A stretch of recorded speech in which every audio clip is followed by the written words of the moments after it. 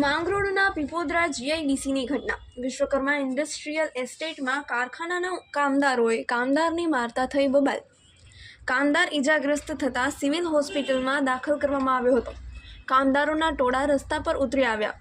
Company બંધ કરાવતા અફડાતફડીનો માહોલ। કામદારોનું ટોળું બેકાબૂ બન્યું। કામદારોએ પથ્થરમારો શરૂ કરતા નાસભાગ।